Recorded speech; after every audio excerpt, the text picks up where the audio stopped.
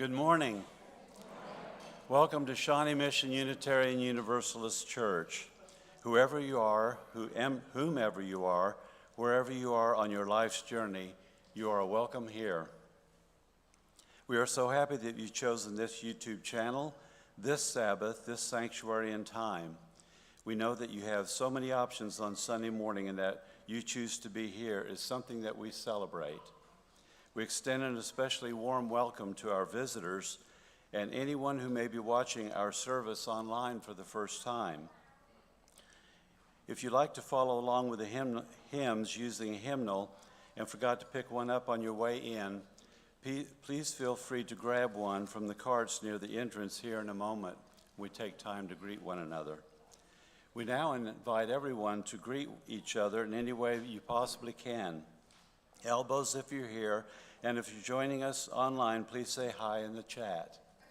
Greet one another.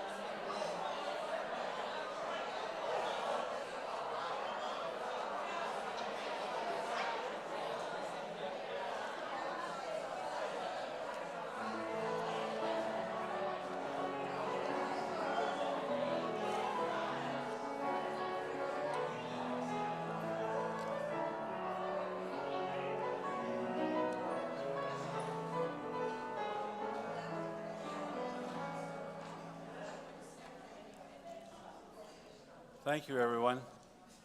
Now we have a few announcements.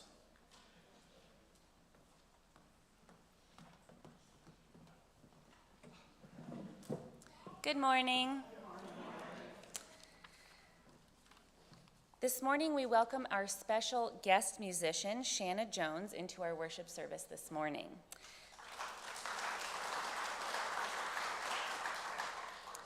She is an actor, singer, songwriter based in Kansas City, and over the course of her 20-year career, she has performed in professional theaters and music venues across the city, from New York to LA. She is currently performing in Willy Wonka and the Chocolate Factory at the Coterie Theater. Welcome, Shanna. Thanks for being here.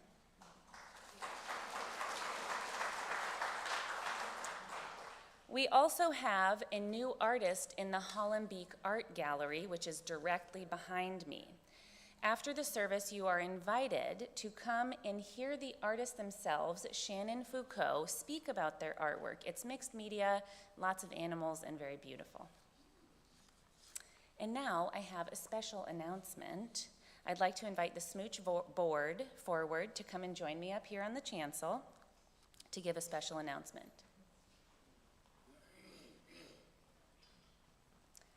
Now, you may know some of these people. Some of them may be new faces to you, but they are all important people to our church because they are your elected board. They meet every month to guide our congregation on a Tuesday night in a meeting that is always open to any member of the congregation or visitor.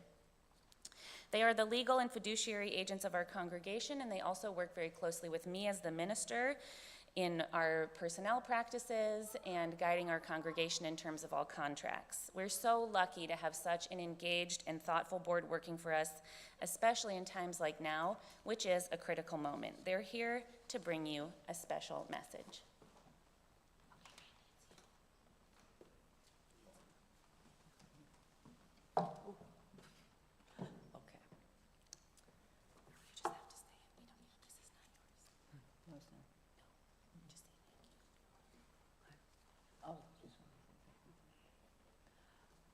We are working very hard on the budget, and that's what this is. Our main focus has been and will be until we get this solved. And Shay and Randy have been putting in hours, and I say hours, on trying to put this together, and we have options, and that's what we're presenting today. But I want to say a special thank you to Randy. You can clap.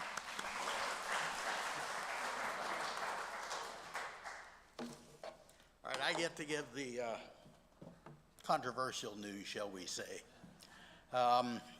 Currently, as you know, we're at tail end of our stewardship campaign. According to the bylaws, we need to have a budget presented and approved by a board by the end of today. Well, that's not going to happen. Currently, we're about $77,000 in the red for next year's budget. That sounds terrible, but it's a little better than terrible because a week ago we were at $100,000+ in the red. We do have about a $30,000 carryover from this year over into next year that does reduce that shortage. As I told the board last week, I'm up with 3 choices on this, how to handle the problem. First one is to gut our personnel. Personnel takes up $381,000 of the proposed budget.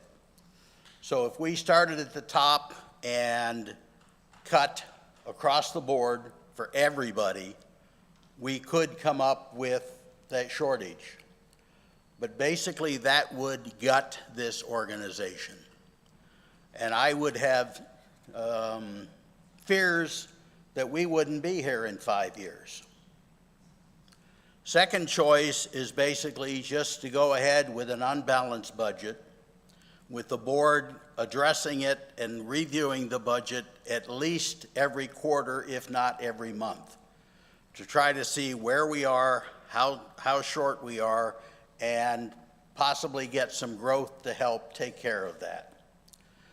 The third suggestion is to fall back on 2 areas that we do have some funds in-house that could cover that shortage. One of them would be our current capital campaign fund, which has approximately $175,000 in it. Now that would involve going to the donors, the significant amounts that donated to the capital campaign, and ask for their permission to turn those funds over to operations rather than holding them for capital projects. The other option is to also go to the to the endowment. The endowment as of May 31st, 2024 had $478,383.99 in their bank account. My feeling is the third option is the way to go, because why do we need a capital campaign if we can't continue to exist? Why do we need an endowment if we have serious doubts of the organization being around for 5 years? If anybody else, and I said this to the board also, if you've got other options out there, please let us know. We'll be more than happy to try and figure out a way to handle it and incorporate something else. But at this point, those are the only 3 options I see. And as I said, I don't think number 1 is doable. I think we would lose a lot of the staff, and starting with possibly Reverend Rose, because if we wanted to cut her compensation, we would have to go back and renegotiate her contract. And whether she would agree to the renegotiation or agree to any change in her compensation is up in the air.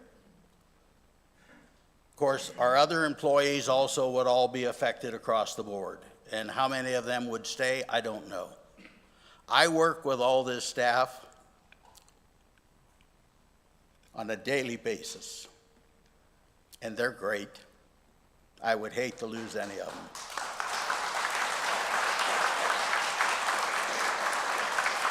So, in a nutshell, we're looking for people that haven't pledged up to this point to please get a pledge in.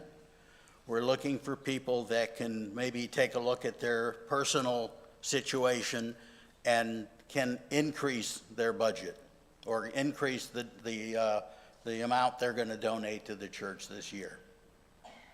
Folks, that's where we sit. And I know as you use as a whole, we hate to talk about money. Well, unfortunately, we're at a point we've got to talk about it. So that's where we are. Thank you. Oh, if you would like copies of the proposed budget, feel free to grab me afterwards. I've got a condensed version of it, which is basically showing what they fall in the various categories, and also I have copies of the full budget. So if you'd like to take a look at it, feel free to give us a call. This is the pledge form and how to pledge. We've also got some additional pledge forms out there. If you're in a position where you can increase your pledge, pick up a form, send it in, give it to Shay, give it to me, drop it in the box by the office. Any of those, they all work. This is how to increase your pledge and round.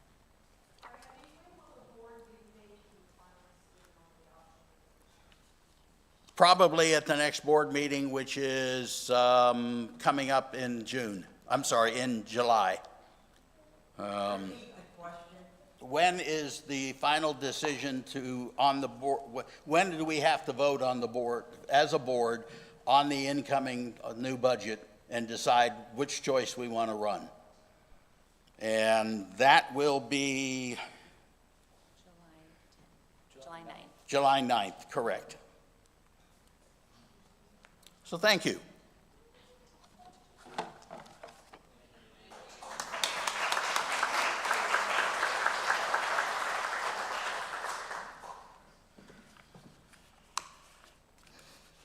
That'll be difficult to follow. Let me give everyone just a moment.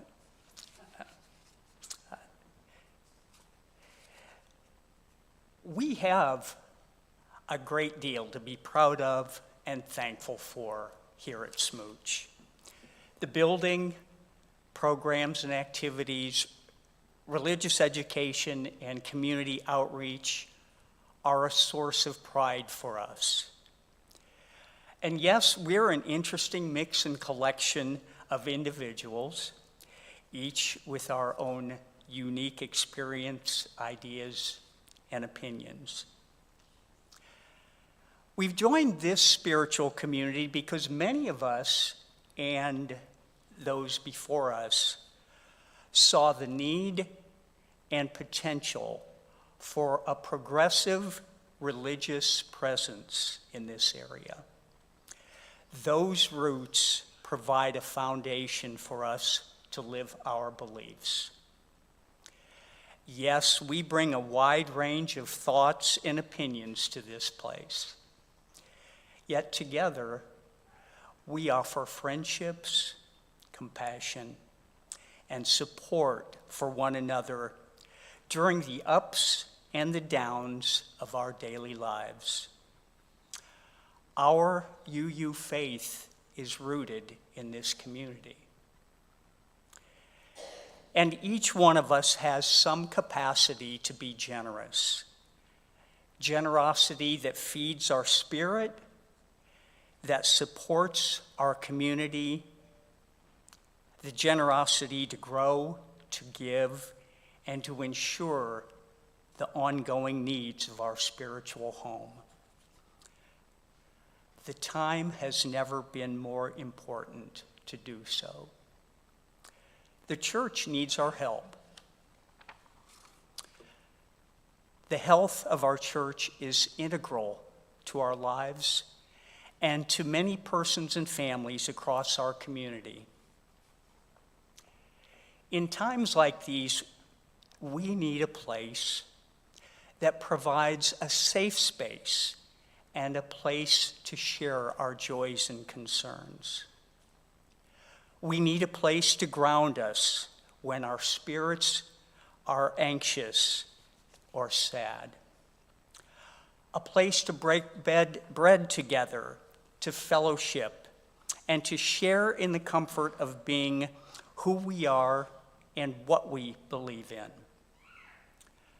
And we need a place where our family and all families are accepted, loved, and honored. We need a place to be our best selves, a place where we can take risks and be vulnerable to learning things and sharing things about ourselves that might be uncomfortable. And we need a place where the young and those well-seasoned can enrich and learn from one another. We need a place where it's not just okay to ask questions, but it's a virtue to have a questioning mind that seeks truth and meaning. A place where we can nurture our souls and the courage to talk about what's right and what's wrong. You've probably already guessed that the place I'm talking about is right here around us, our spiritual home. We belong to the church, and the church belongs to us. This time of challenge is an opportunity to stretch and grow. Our congregation is faced with choices. One is a pathway of generosity, shared responsibility, and commitment. Other pathways are less certain. We've come to the end of this year's stewardship campaign. If you are able to pledge and haven't done so, please do so now. If you have pledged and are able to increase your pledge, thank you. So let's choose generosity to maintain the vitality of our spiritual home and what's important to us. Let's choose our church community because what we have here is special and unique. The church is counting on us. Thank you.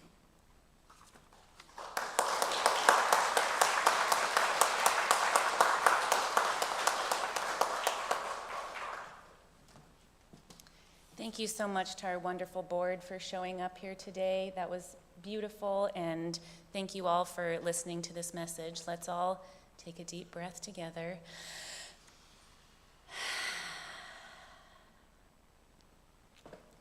You may be seated. And now we'll let these fine worship leaders lead us in worship.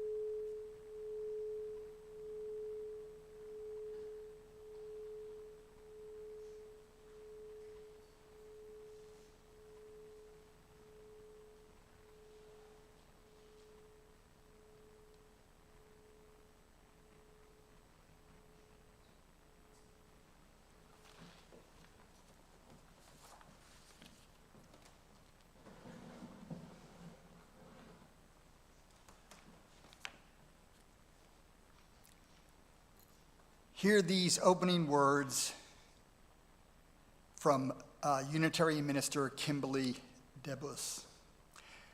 The title, There Are No Good Opening Words. There are no good opening words written long ago or even recently that capture this moment. We are in uncharted territory, taking up a task our past selves and our ancestors can only imagine. But here we are.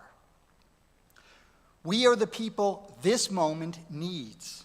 And so let us take up our work in covenant, in faith, in pursuit of healing and holding. Let our work today be fruitful and helpful, despite our fears and uncertainties, despite our anxieties and frustrations, and let us chart this new course that says, we were, we are, and we can be again.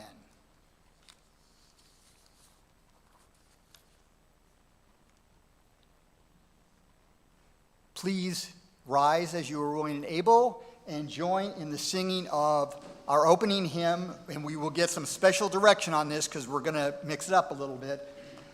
number 188 in the teal hymnal, Come, Come, Whoever You Are. Good morning, everyone. So, we are going to learn an alternate melody to this hymn that many of you may already know. Daniel, will you please help us? All right. Oh, sorry. Though you've broken your vows 1,000 times, though you've broken your vows 1,000 times, though you've broken your vows 1,000 times, though you've broken your vows 1,000 times. Yeah, that's pretty simple, right? Yeah.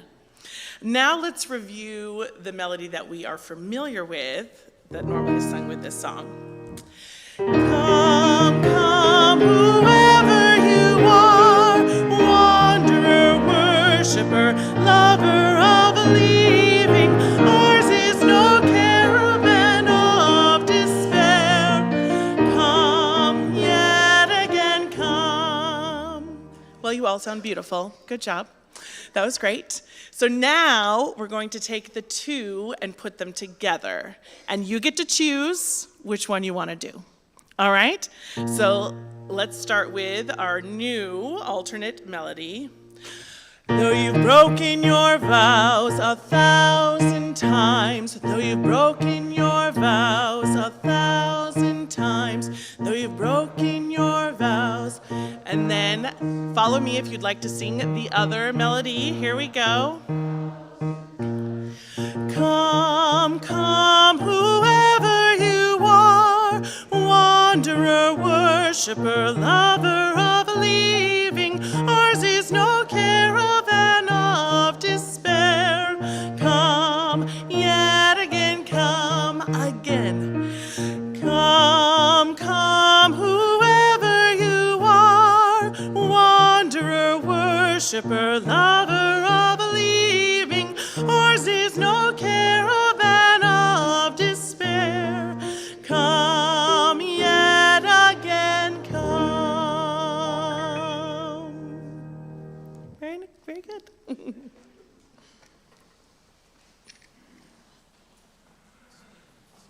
Would Andre join us on the chancel?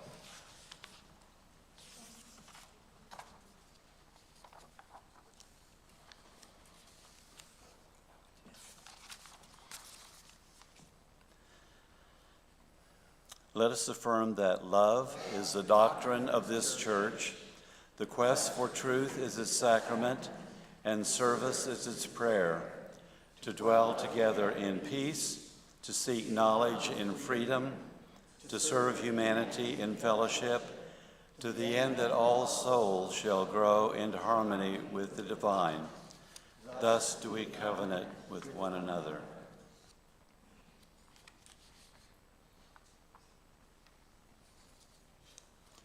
Now's the time for all ages. All right, good morning. I'd like to invite all the children to come forward. Welcome. Good to see you again. Hi, Andre. Hi, Sydney. Hi, Cole. Good to see you again. Hey. Good to see you. All right, so this month, our theme has been renewal. And renewal just means to feel new again, just like it says in the Word. And we've learned that sometimes we feel renewed after silent breathing. Rest can make our minds and bodies feel renewed. We've learned about using meditation beads. Last week, Seeley taught us the importance of rest and how rest helps us daydream and imagine new possibilities. So rest is very important. But today, I want us to talk about how sometimes when we want to feel renewed, we need to treat ourselves to something refreshing. And this past week has been hot. When it gets hot outside, it's easy for me to get stuck inside in the cool AC on the couch watching TV. Can anyone relate? Yes. But I don't want to spend all my summer inside. Because this, for a lot of us, especially you kids, this is a time for a break, right? You're not in school, and so you want to be outside. So what are some activities that I can do on a hot summer day that would make my body feel refreshed and new? I could do that outside, I guess. But what's something just outside that does not involve a screen that would help me feel refreshed? Yes. Water is very important. A glass of cold water, yeah. What'd you say? Ice cream, yes. An ice bath. Swim, exactly. Water is such a refresher. It's a little warm today, so we're all going to head outside, and I'm going to spray you with the hose. No. Yes, swimming, ice cream. Yes, water, and something cool is so important to feeling refreshed and renewed. Past week, about 3 o'clock, I was like, I have a 9 or a 10-year-old son. I said, all right, let's get outside. And I literally just sprayed him with the hose. And we were all happier after that moment. Now, what are some things that you like to eat or drink that make you feel refreshed on a hot day? Spaghetti on a hot day? She loves spaghetti. So spaghetti anytime. Yes. Boba tea? Yes. Anyone have a favorite drink or ice cream treat? Yeah. Dr. Pepper, root beer, Sprite. What about you, Andre? What's your favorite cold drink? What? Oh, juice, apple juice. Yes. I love a nice, ripe peach or watermelon, but I really have to learn how to pick watermelons. I'm like 0 for 5 so far this year.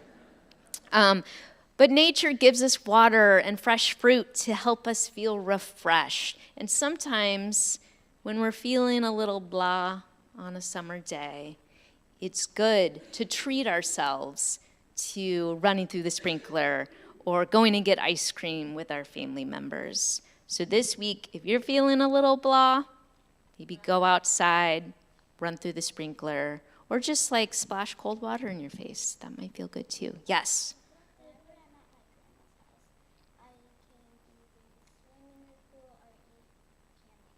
Oh, candy and swim time. That sounds like a great way to spend your summertime. Oh, you can always find something to refresh you. Well, if there wasn't, all right. Well, this is the perfect segue because the congregation will sing us out, and we'll go and brainstorm some more refreshing things.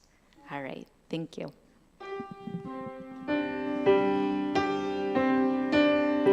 Go now in peace, go now in peace. May the spirit of love surround you everywhere, everywhere you may go.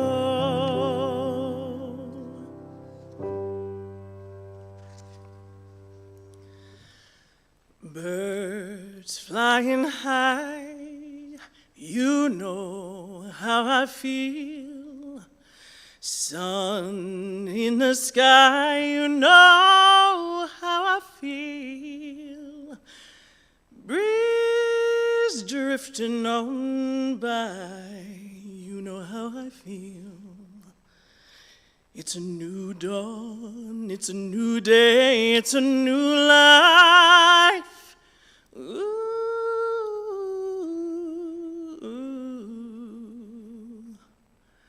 And I'm feeling good.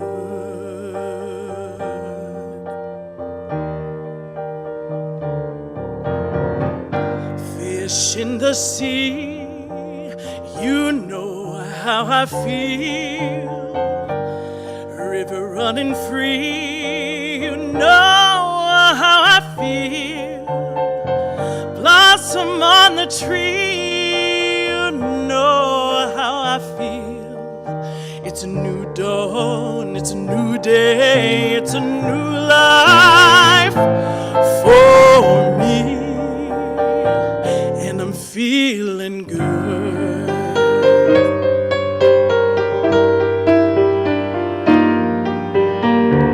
Dragonfly out in the sun, you know what I mean, don't you know?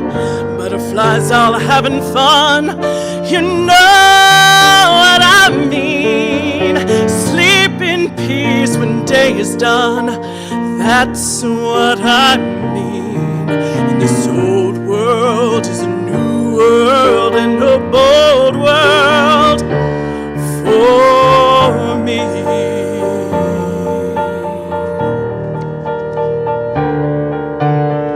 Stars, when you shine, you know how I feel.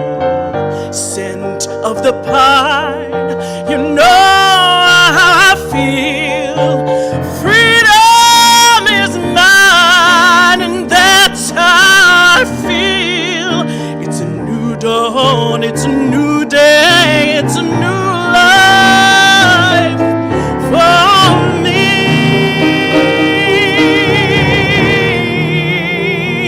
And I'm feeling good.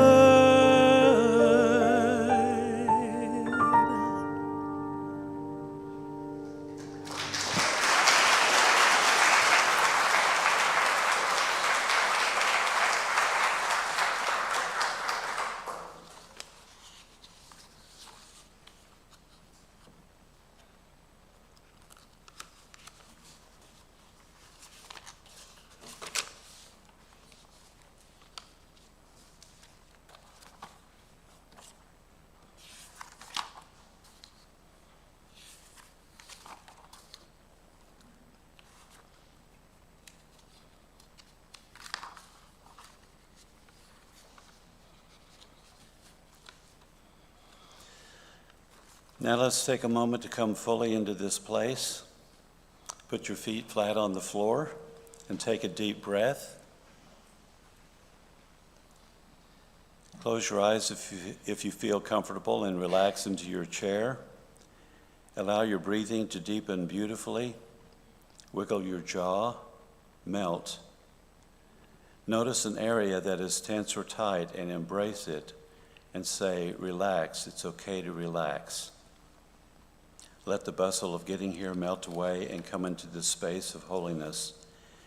We come to this place to see and to be seen, to teach and to be taught, to hear and to be heard.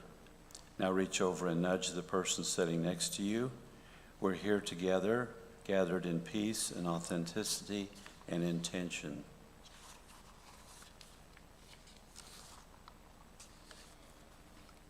We come to this place to share our joys and sorrows.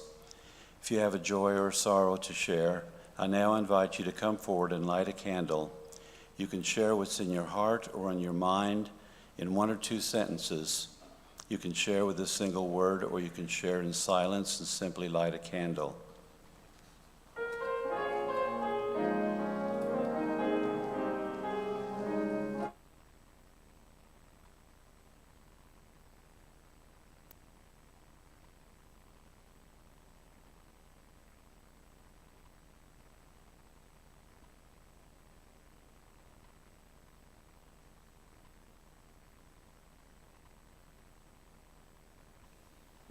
It seems of late that I've taken to wearing baseball caps during the lighting of the candle.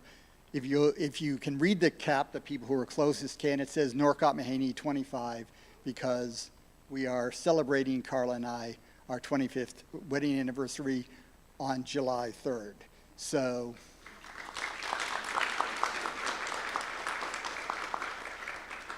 and her brother is also here, although not physically in this room.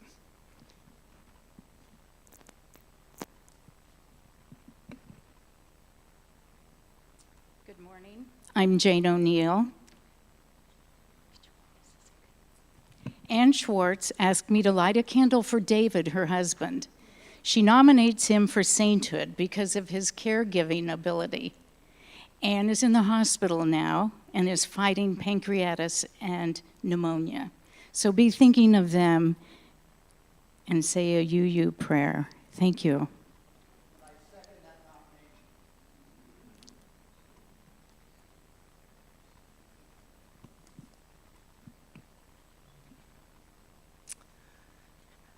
Hi, we're new. I'm Ellen Merlin, this is Jim Leitner, and we're very excited that we're done moving here.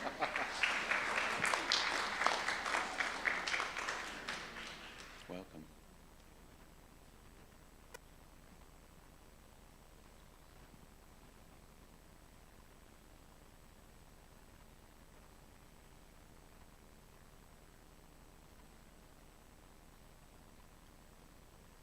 I'd like the remaining candles for those joys and sorrows that remain in the silent sanctuaries of our hearts. We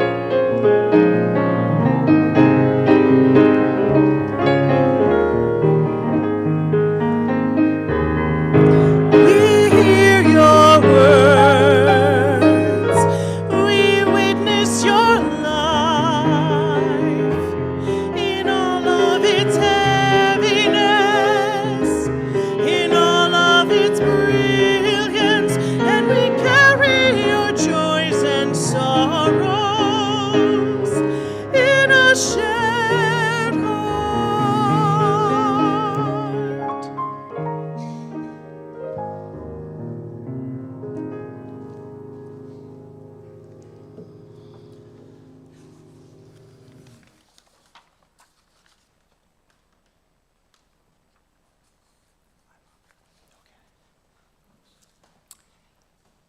So I'm going to do something different here, and I ask for your indulgence. Take a moment and look about the room. As you do so, look at the faces that come into your gaze as you look about the room. Get a sense of where you are in the room, sort of like a mental GPS. This was going to be followed by some closing eyes and thinking, but I'm going to skip that since Danny sort of already addressed that. But what I'd like you to do, now that you've got a sense of where you are in this room, and you've got a sense of who's here together with us, think of people who are not here with us. People that you miss and that you wish were here.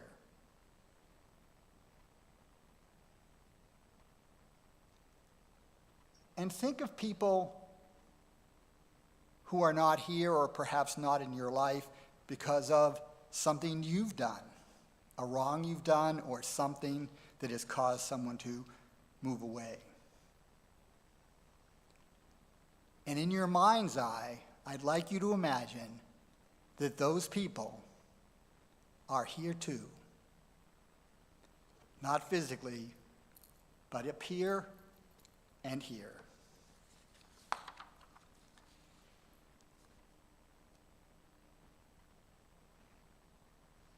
Now hear these words of Annie Dillard.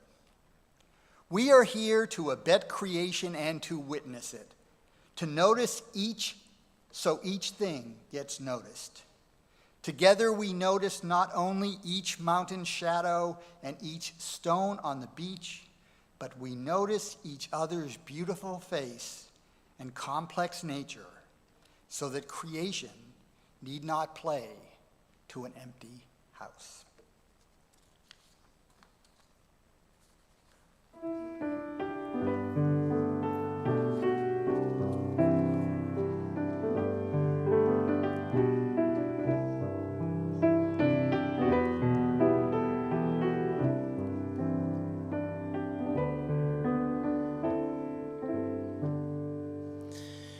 May I be filled with loving kindness. May I be well. May I be peaceful and at ease. And may I be happy.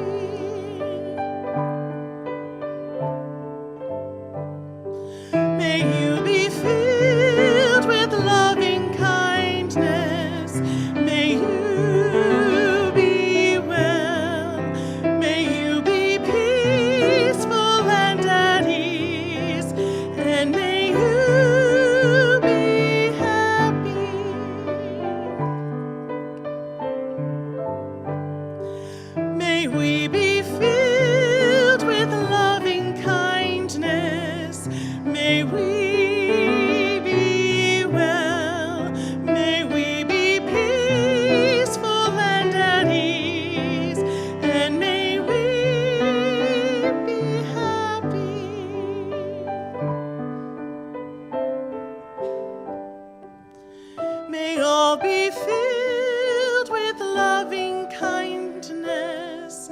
May all be well. May all be peaceful and at ease. And may all be happy.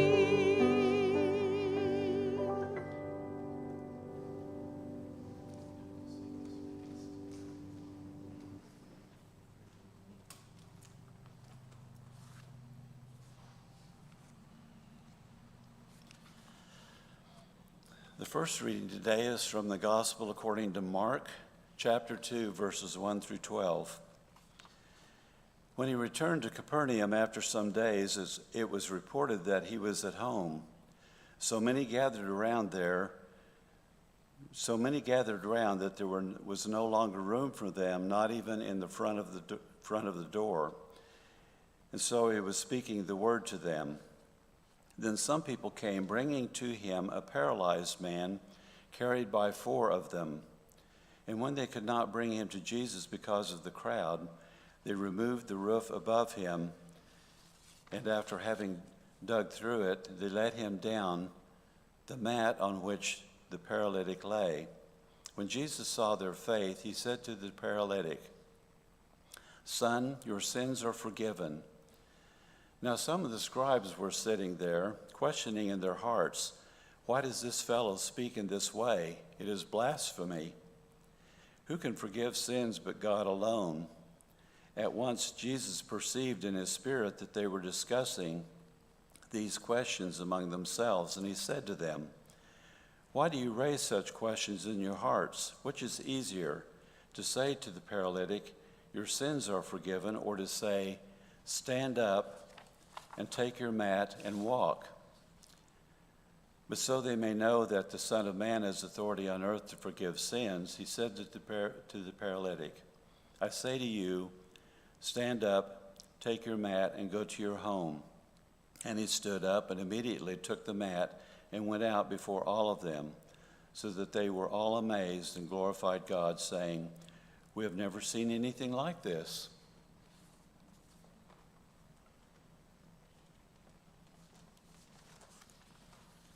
The second reading is The New Colossus by Emma Lazarus. Not like the brazen giant of Greek fame with conquering limbs astride from land to land, here at our sea-washed sunset gates shall stand a mighty woman with a torch, whose flame is the imprisoned lightning, and her name, Mother of Exiles. From her beacon hand glows world-wide welcome. Her mild eyes command the air-bridged harbor that twin cities frame. "Keep, ancient lands, your storied pomp," cries she with silent lips. "Give me your tired, your poor, your huddled masses yearning to be free, the wretched refuse of your teeming shore. Send these, the homeless, tempest-tossed to me. I lift my lamp beside the golden door."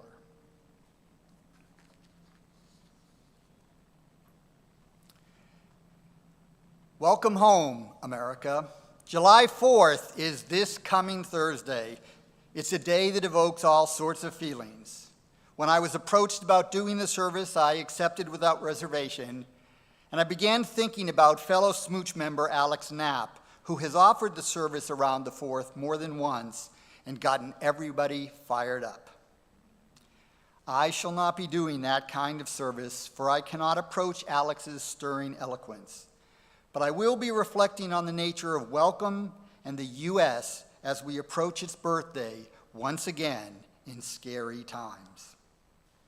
When I began thinking about the service, looking for a reading, I found that the passage from Mark's Gospel that Danny Hewitt read so well came to mind and just wouldn't let go.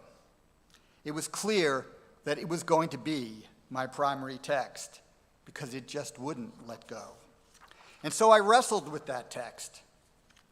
I could feel it flitting about me during the day, especially in the early morning before I would get up. It can be a problematic text. Many UUs take issue with miracle stories. They run counter to reason and seem to substitute magical thinking for what we know or can know from science. And then there's the problem of sin. UUs often take umbrage, from what I can see, at the idea of sin. I am reminded of what Thomas Starr King, Unitarian minister after whom the Starr King School of Theology is named, said about the difference between Universalists and Unitarians on the topic of divine judgment. Quoting King, "The Universalists think God is too good to damn them forever. The Unitarians think they are too good to be damned forever." Though not entirely absent from Unitarian thinking in the 19th century, you get the sense that Unitarians were beginning to bid sin bye-bye even back then. Having grown up Catholic and being quite steeped in that tradition, I have a different view of sin, but have no problem rejecting the idea of hell. The Universalists got that right. And of humans as inherently sinful because of original sin. I cannot accept that as an idea. The idea that the man carried to Jesus in the story is paralyzed because of some sin, something he or his family did wrong. I cannot accept that. And as someone who doesn't really identify as a theist, the idea of direct divine intervention to miraculously cure a single individual or end their suffering, I can't go there either. But the story wouldn't go away, and in some ways it's lingered a bit in the back of my mind as far back as the 6th grade when we studied the text with Sister Paschal at St. Peter's School. Sister Paschal's big fixation was the roof. How exactly did they get through the roof and lower the guy down?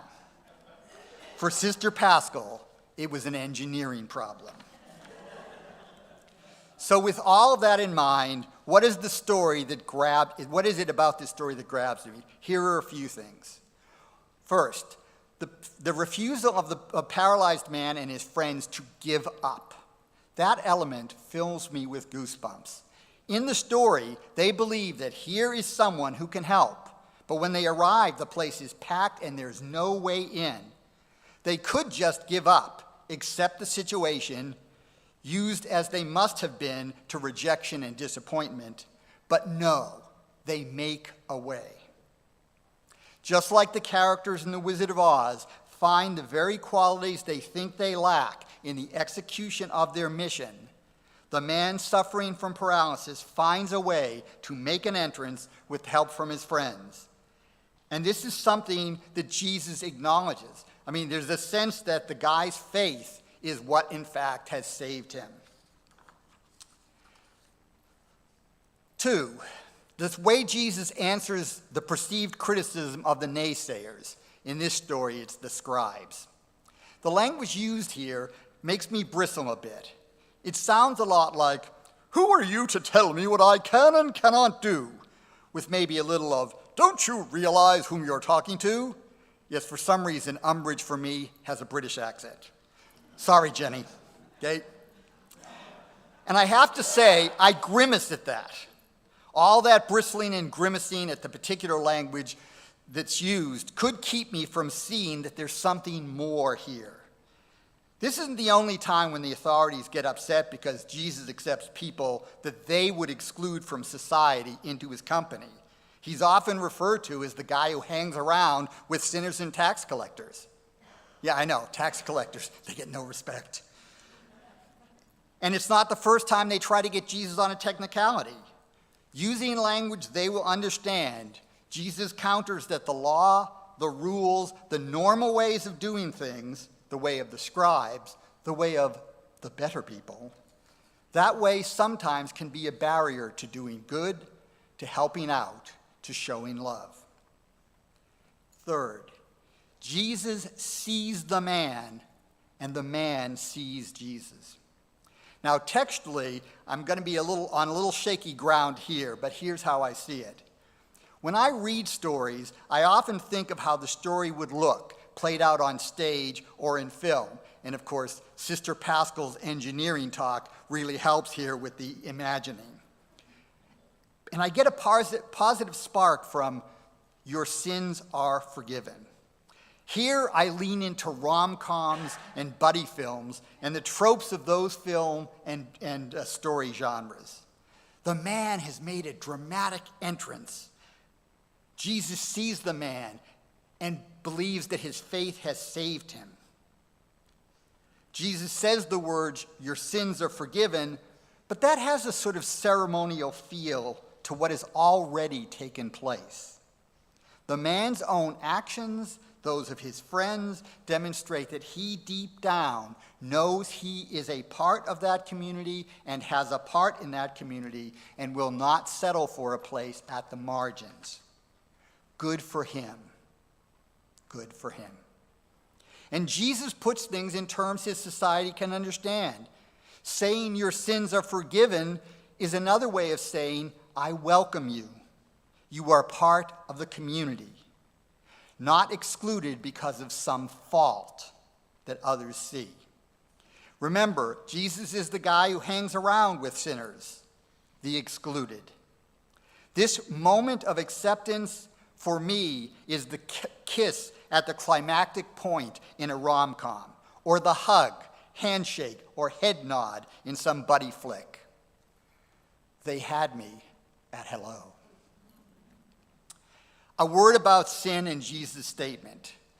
Sorry to wreck this moment of the perfect kiss or the beautiful head nod, but I am Catholic and retain that bit of my Catholic upbringing. I believe in sin, not original sin, that's a non-starter, but I cannot escape sin in its entirety, and I don't think the idea of sin is necessarily bad. For me, sin would best be defined as the failure to love. In that regard, sin is all about exclusion, walling yourself in and walling others out. People like the scribes in the story are part of the in crowd, and people like the man on the stretcher and his friends probably are out because the in crowd says they're out. The man and his friends may even internalize some of that judgment. The failure to love on the part of the in crowd is troubling. One might call it a sin.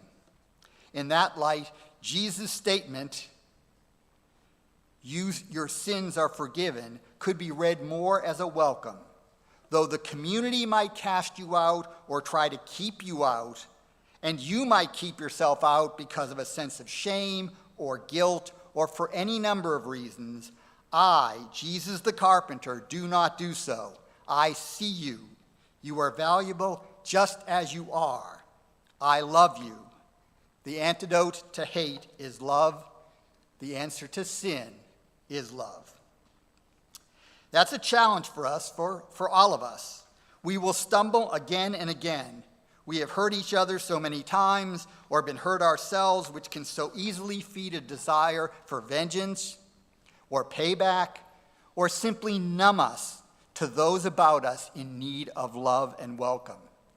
That's why we sang the extended version of Come, Come at the start of the service.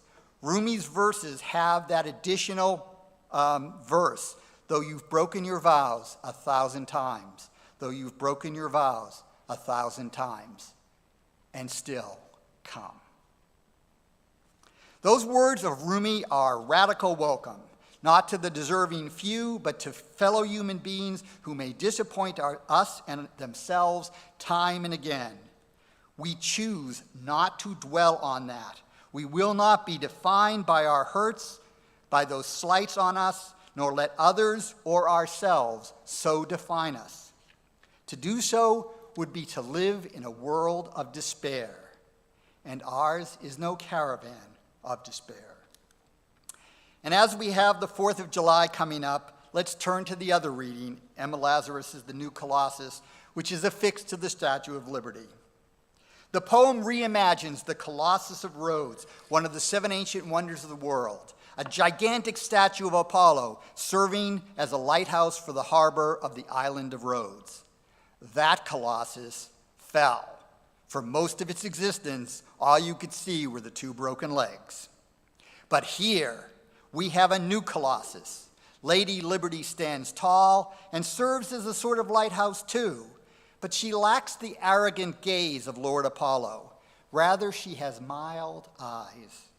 Where other lands, mainly Europe in Lazarus's mind, reject some of their own, Lady Liberty is the mother of exiles, who welcomes all, or as she says, give me your tired, your poor, your huddled masses yearning to be free, the wretched refuse of your teeming shore, send these, the homeless, tempest-tossed to me. To those who would point out that the U.S. has not lived up to that promise, to that welcome, I would agree. Women, minorities, certain ethnic and religious groups can all speak most eloquently to that failure, to say nothing of the native peoples who were robbed of their land and livelihood. And yet, those whom some would exclude do not give up, but look again and again for a way in, to see and be seen, to have a place at the table. Good for them. It is up to us, to any of us who have benefited from this land, to see them and welcome them. Though we've broken our vows 1,000 times, let us do what we can to help this land live up to its promise and live up to the radical welcome of Jesus and that big lady in New York Harbor. That would be miracle enough, I think.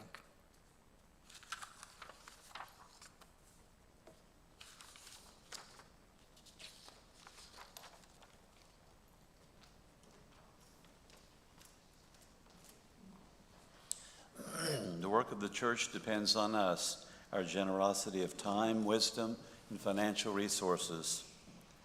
We invite you to give generously to support the ongoing work of the church. The offering will now be given and received in grateful appreciation of our shared values.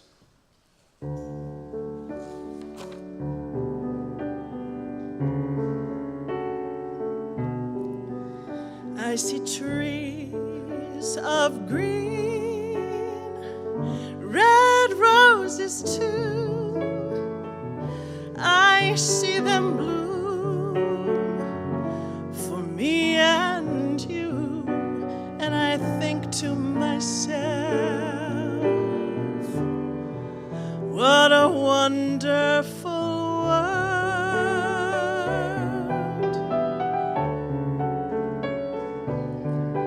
I see skies of blue and clouds of white, the bright blessed day, the dark sacred night, and I think to myself, what a wonderful world.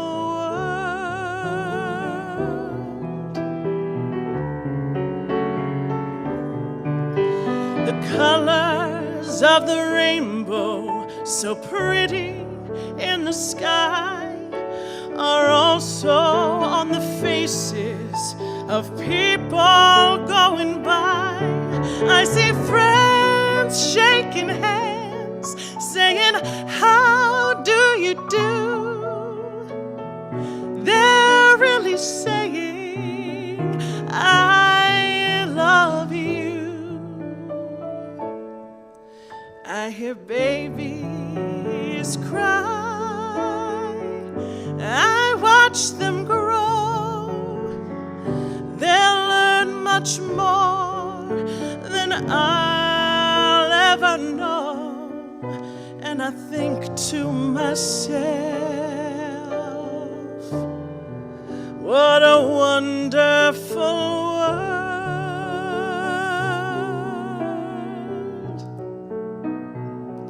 Yes, I think to myself, what a wonderful world.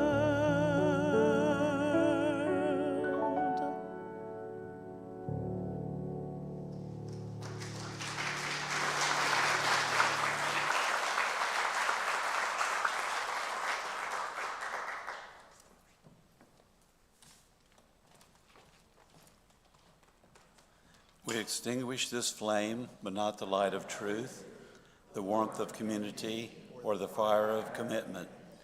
These we carry in our hearts until we are together again. Now, may you please rise if you're willing and able to sing our closing hymn, number 159, This Is My Song. No, you're doing 121, We'll Build a Land.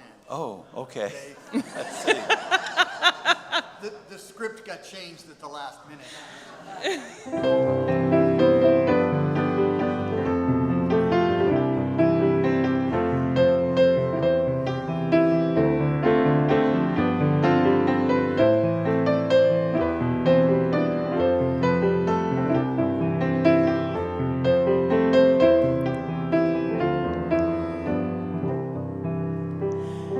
We'll build a land where we bind up the broken. We'll build a land where the captives go free, where the oil of gladness dissolves all mourning. Oh, we'll build a promised land that can be. Come build a land where people together, anointed by wisdom, may then create peace, where justice shall roll down like waters, and peace like an ever-flowing stream. We'll build a land where we bring the good tidings to all the afflicted and all those who mourn, and we'll give them garlands instead of ashes. Oh, we'll build a land where peace is born. Come build a land where people together, anointed by wisdom, may then create peace, where justice shall roll down like waters, and peace like an ever-flowing stream. We'll be a land building up ancient cities, raising up devastations from old, restoring ruins of generations. Oh, we'll build a land of people so bold. Come build a land where people together, anointed by wisdom, may then create peace, where justice shall roll down like waters, and peace like an ever-flowing stream. Come build a land where the mantles of praises resound from spirits once faint and once weak, where like oaks of righteousness stand her people. Oh, come build the land, my people we seek. Come build a land where people together, anointed by wisdom, may then create peace, where justice shall roll down like waters, and peace like an ever-flowing stream.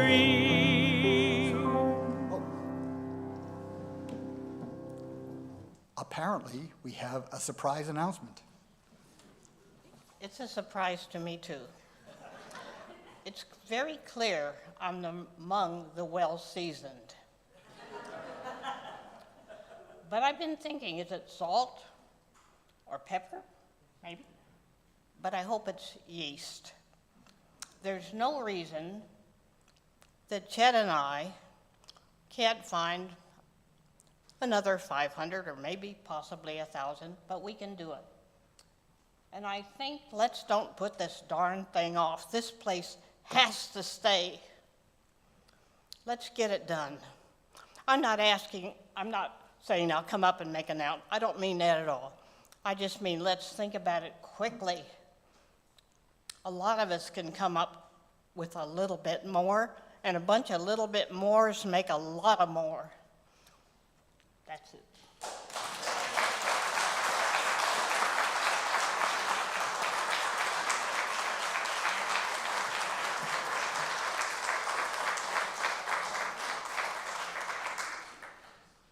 First of all, thanks to all who made this service, because a lot of work went into it. And thanks to the board that does a lot of the less glamorous work to keep this church going. So it's been great to be here with you this morning. And now we return to the world and all its beauty, all its complexity, and all of its troubles. We all have a place in that world. Let us not forget that there have been those who do not want to, that there are those out there who do not want to build a land where we all together, anointed by God or some other great principle, to create peace. Let us not accept their dark vision of the world and our country. Let us counter hate with love. For America's birthday, let us give her something she really needs: peace, love, and respect for all. And if things get scary, well, remember, you are not alone. You have this community ever with you in your hearts and minds, and ours is no caravan of despair.